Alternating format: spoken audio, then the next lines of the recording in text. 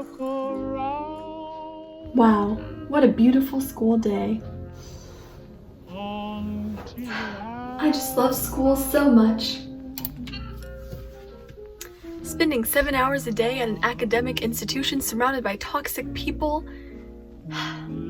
is my favorite pastime. Just kidding, guys. I know back to school season really is not the best time of the year, or even the second to best or third best. Actually, it's probably like the worst time of the year, but I just had to start my video off with some quirky back to school season stuff. Welcome back to my channel.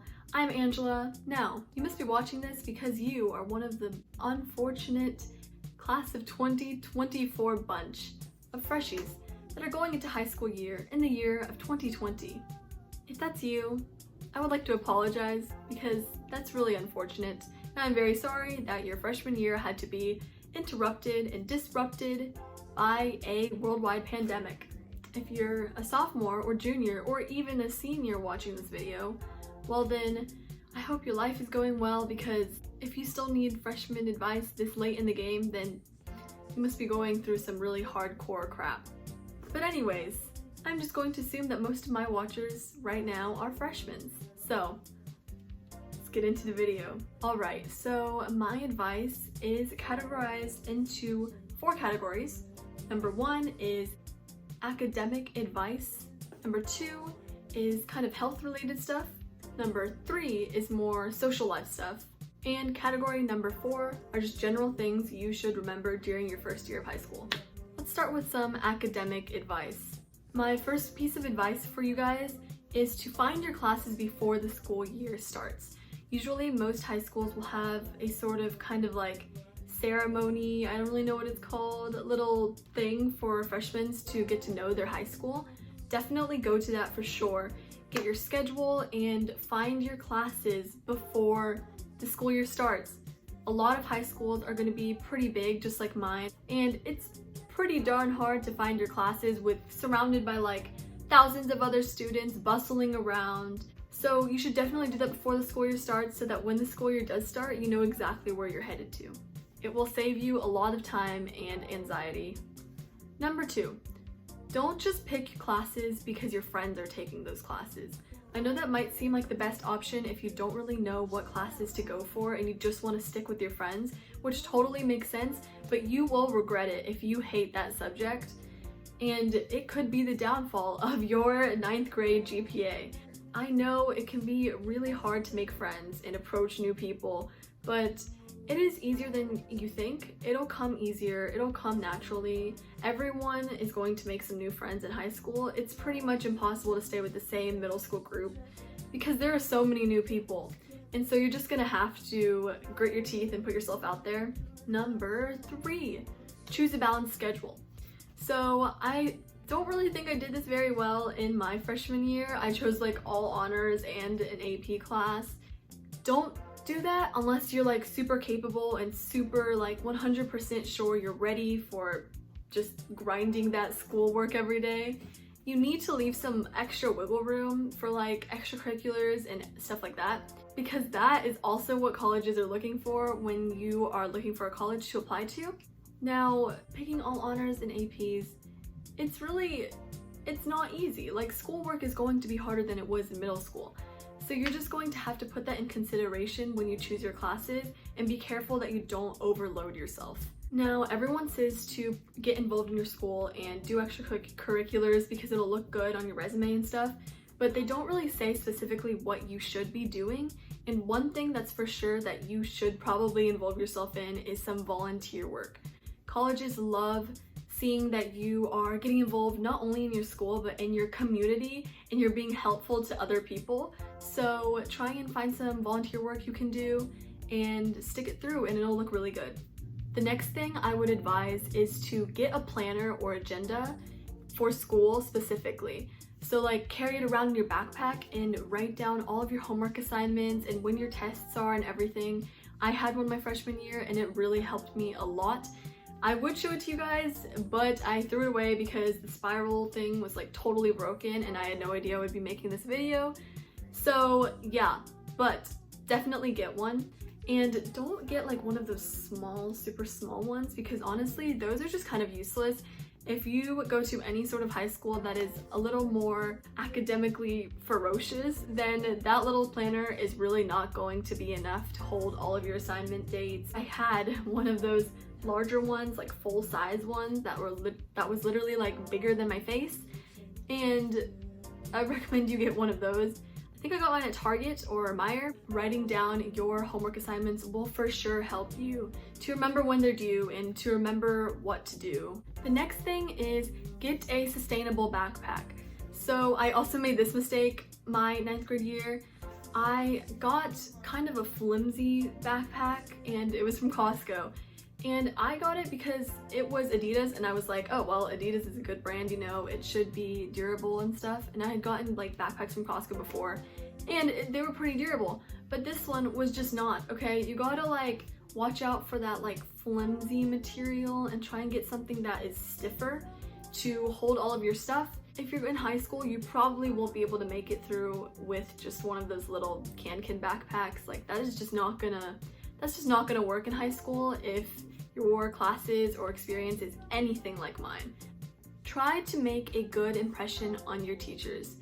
In high school, teacher and student relationships are even more important than they were in middle school, and your relationship with your teacher could affect your grades, as unfair as that sounds.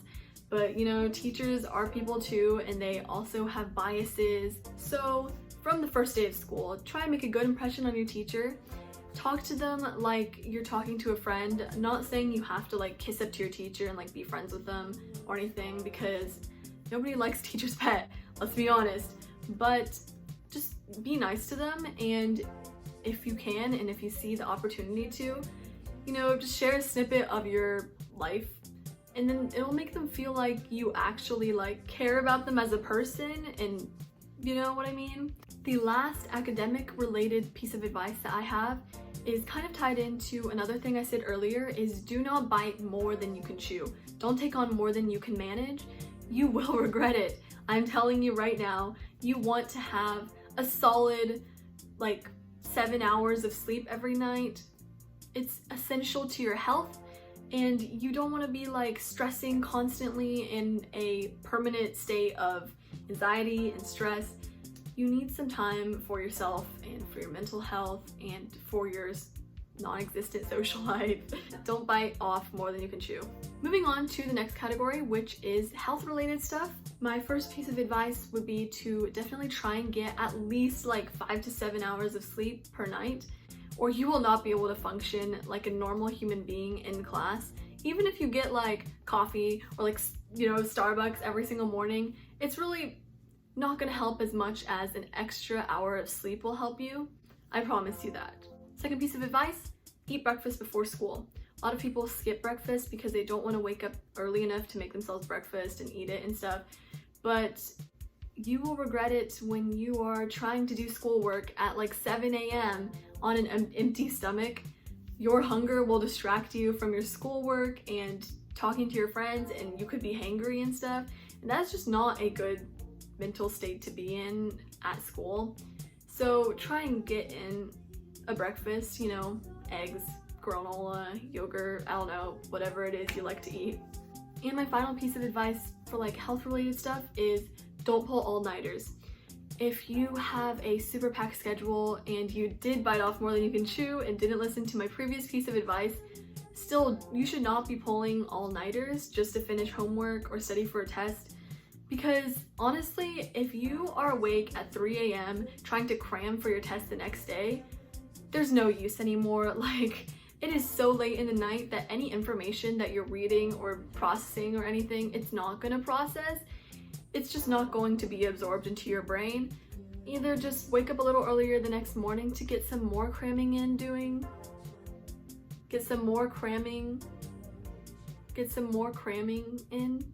and yeah, don't pull an all-nighter. And plus the next day, if you're taking your test or, you know, going through your normal school life, you are going to have a really hard time focusing and just staying awake if you pulled an all-nighter the previous day, and it's just not worth it. My third category is social life. This is probably the category that a lot of freshmen stressed about the most. And this is probably because of all of those high school movies we would watch in middle school and even elementary sometimes that totally give us an unrealistic expectation of high school. Like the mean girls who are like waltzing around in high heels and pink jumpsuits or something, and the jocks who will like slam your tray on the ground and hit you in the head with a basketball or something. That's not really how it is. Like, yes, high school is going to be divided into social groups just like middle school and even elementary, but nothing really is as dramatic as in the movies. High school is not like the movies, so don't expect it to be and don't dread it to be. So my first piece of advice for kind of your social life in high school is don't spill secrets to people you just met or you don't actually trust that much just because they pressure you to tell you something or something like that. Because they could be untrustworthy, they could spread your secret throughout the entire grade or throughout your entire friend group or something. And that would be very bad depending on how bad your secret is. So just keep watch for who you're telling your important things to. Don't let little things get to you.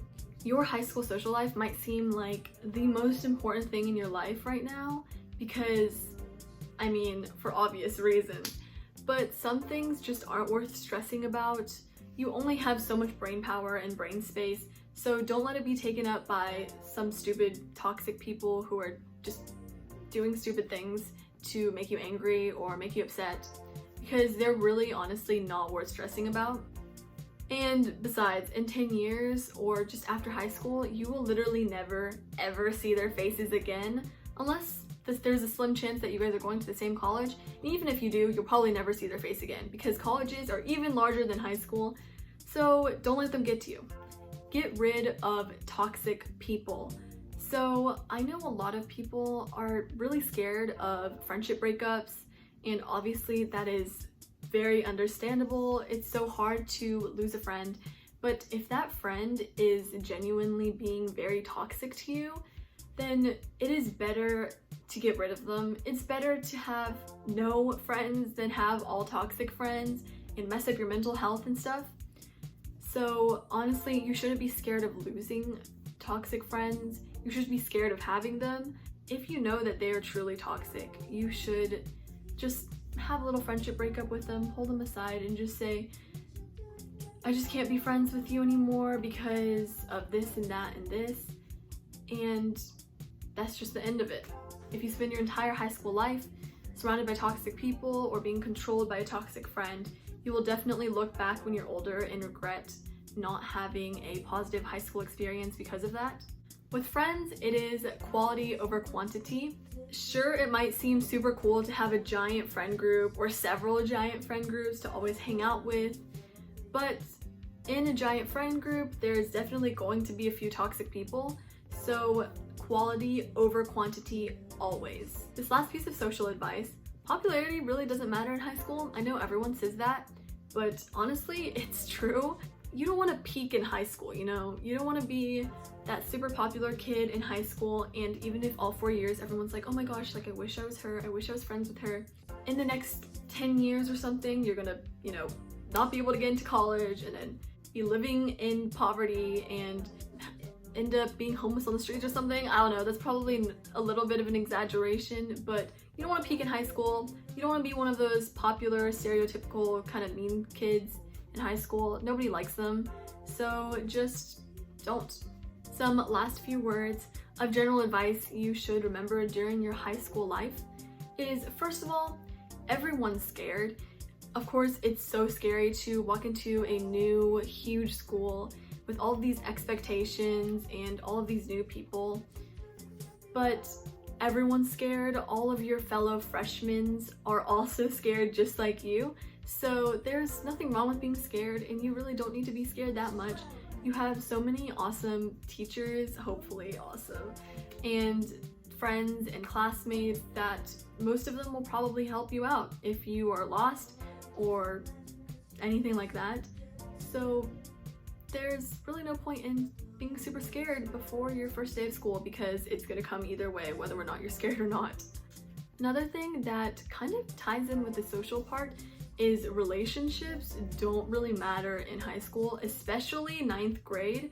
Like, you just walked into high school. You don't need to be in a relationship to feel better about yourself, to feel cooler, because relationships aren't really all they're cut out to be in the high school movies. You should figure yourself out before you try and figure out another person. And I mean, you're still young. You're like 13 or 14 or something like that, and there's really no need to be in a relationship. Of course, if you want to be in one or you have the mental capacity to be in one, I'm not stopping you. Just go for it, you know? But I'm just saying that not being in a relationship does not make you less cool or less likable. Next thing, everything happens for a reason, whether it's a friendship breakup or a bad grade or something like that.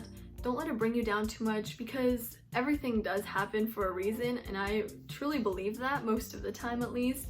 My last and final piece of advice for you guys is romanticize your life. I feel like that saying has been going around the internet a little bit.